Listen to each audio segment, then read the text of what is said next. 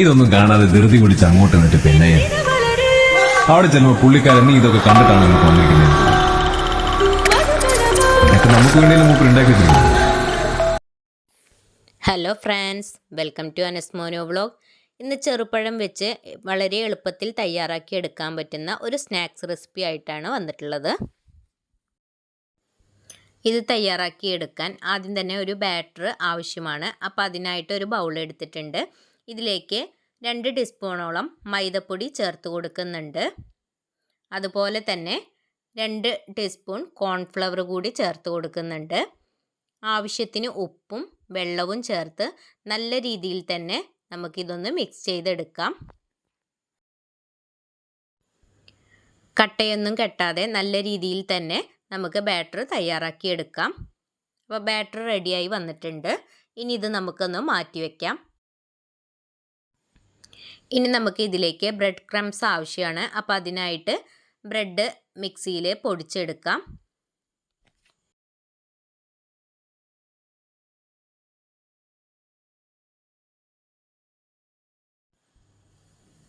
ഇനി ബ്രെഡ് പൊടിച്ചത് ചെറിയ രീതിയിൽ ഒന്ന് ചൂടാക്കിയെടുക്കാം.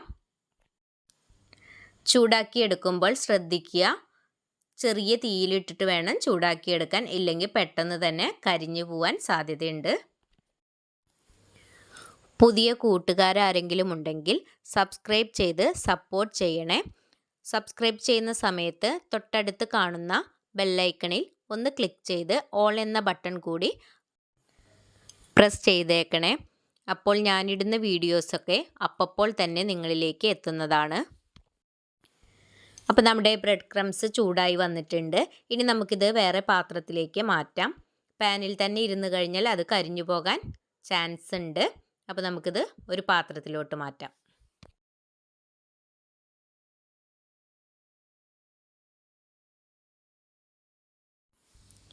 ഇനി നമുക്ക് അടുത്തതായിട്ട് പഴത്തിൻ്റെ തോലെല്ലാം കളഞ്ഞെടുക്കാം.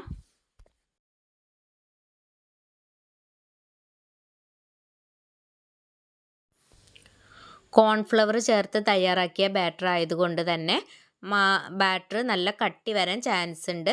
അപ്പം നമുക്കിത് ഒന്നുകൂടി ഒരു കയ്യിൽ വെച്ച് ഒന്ന് ഇളക്കി യോജിപ്പിക്കാം.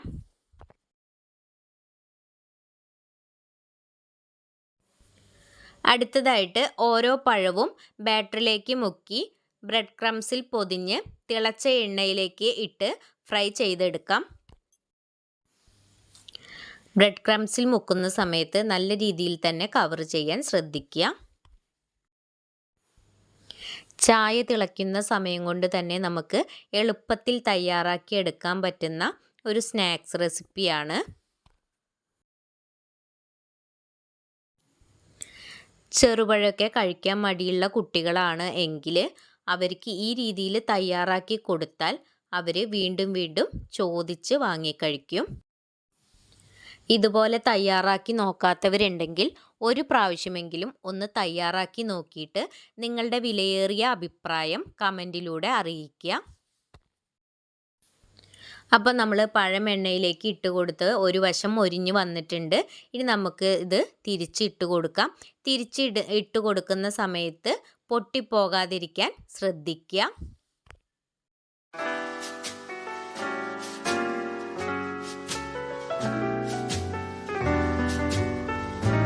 The world's greatest authority in modern dancing. Perfect.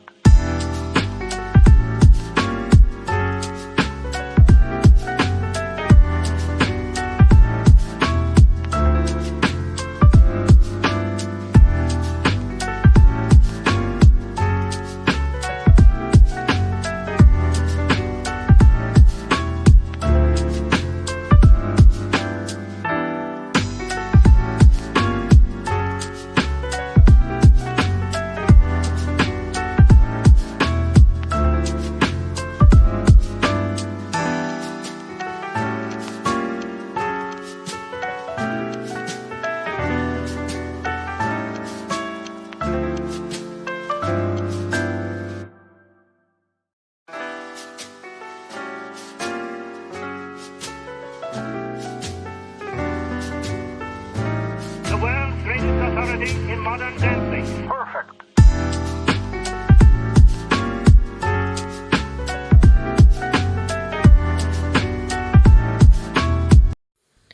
അപ്പോൾ നമ്മുടെ സ്നാക്സ് ഇവിടെ റെഡി ആയിട്ടുണ്ട്.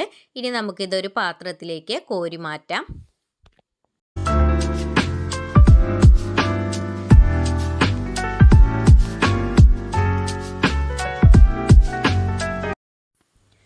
ഇനി ഇതിൻ്റെ രുചി ഒന്നുകൂടി കൂട്ടുന്നതിന് വേണ്ടിയിട്ട് ഞാനിവിടെ ഒരു സോസ് കൂടി തയ്യാറാക്കുന്നുണ്ട്.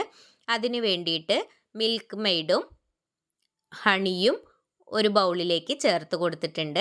ഇനി ഇത് നല്ല രീതിയിൽ തന്നെ നമുക്കൊന്ന് മിക്സ് ചെയ്തെടുക്കാം.